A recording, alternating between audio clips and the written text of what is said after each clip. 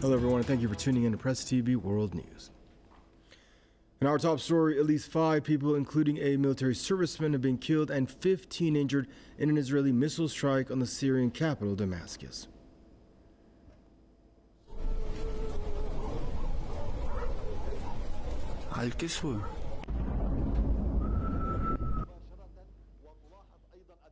Syrian army said Israel targeted several residential buildings, but most of the missiles were intercepted by the country's air defenses. Pardon me. The strike hit Kafir Susa, a high security area of the Syrian capital, part of which is home to senior security officials, security branches, and intelligence headquarters. Israel regularly conducts missile strikes into Syria, but it rarely comments on them. Damascus has lodged complaints with the UN and other international bodies over the attacks several times.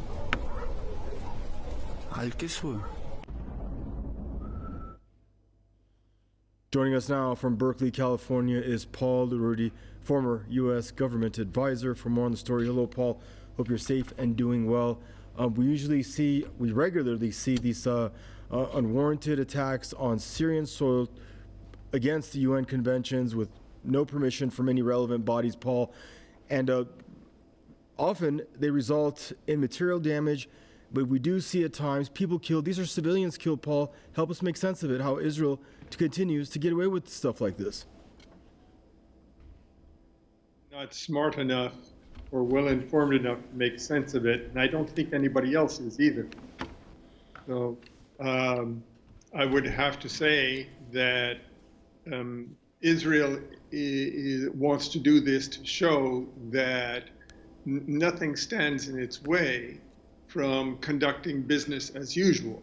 Not a new government. In other words, under Netanyahu, again, it's going to be business as usual, and not an earthquake. They're not going to be merciful under an earthquake. They're still going to attack the people that they regard as their enemies, who haven't attacked Israel in years.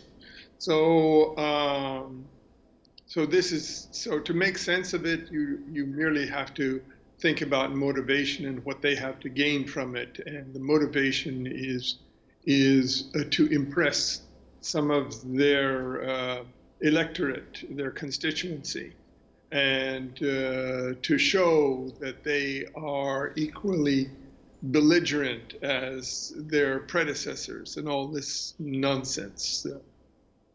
And Paul, strikes like this, we know the Syrian government has time and again appealed to the UN Security Council, to the United Nations, to no avail. Why is there not a response to strikes like this, especially when you're, once again, speaking of civilian casualties?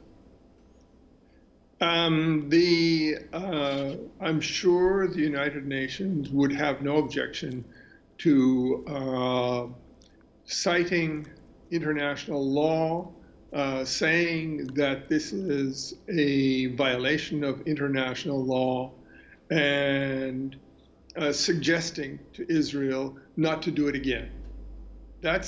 We don't expect more from the United Nations, do we? Who runs the United Nations? The United Nations is run by the United States and NATO. And NATO, who's NATO? NATO is the United States.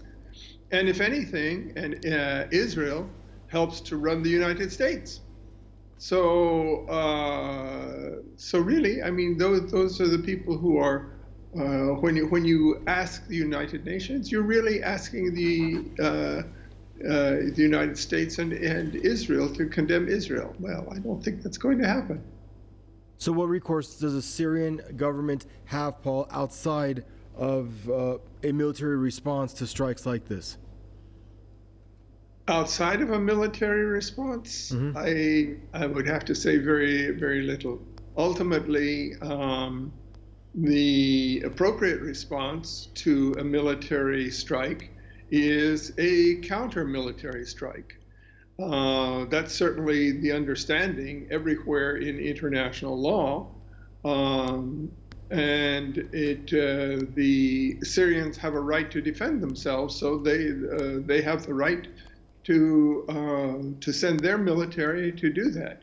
Now, Of course, they have decided not to do that for very good reasons, because they know that this will only bring greater grief to them. But they certainly have the right to do that, and they have the right to call upon their allies to participate with them in striking back against Israel.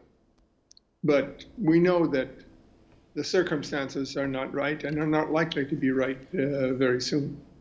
All right, thank you, Paul. Stay safe. Always a pleasure to check in with you from Berkeley, California. Dr. Paul Rudy there joining us.